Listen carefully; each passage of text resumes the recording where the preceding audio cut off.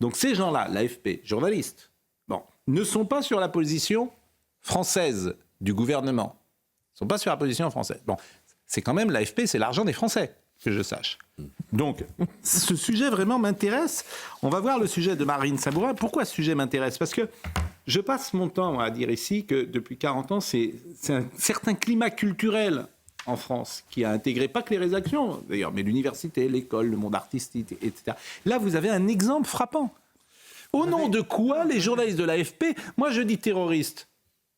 Donc moi je suis journaliste, eux ils sont journalistes mais ils disent pas terroristes, mais c'est qui en fait les gens de l'AFP ? C'est-à-dire que c'est qui les journalistes de l'AFP ? C'est que s'il y a un jour un combat, non mais si un jour il y a un combat en France, ils seront où ? Les gens qui nous écoutent, ils sont loin de tout ça.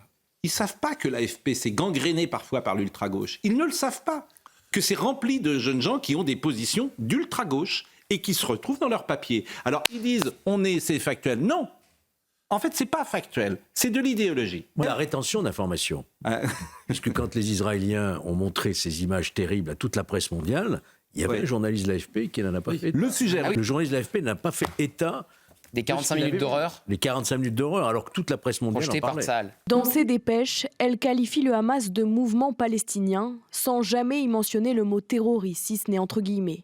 L'agence France-Presse, l'une des 3 grandes agences mondiales d'information et l'unique européenne, indigne une partie de la classe politique. Bon, ça suffit maintenant, l'AFP.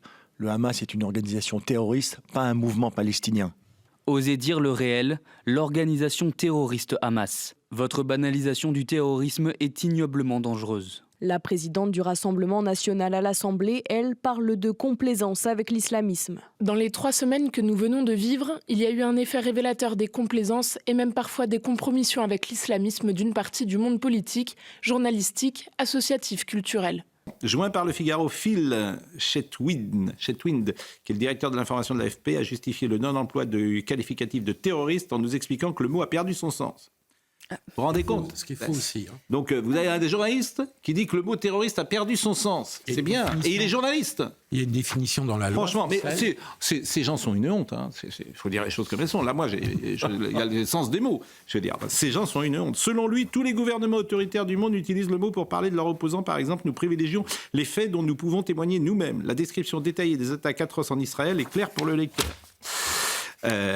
Donc voilà, et c'est l'argent public que c'est gigantesque en fait.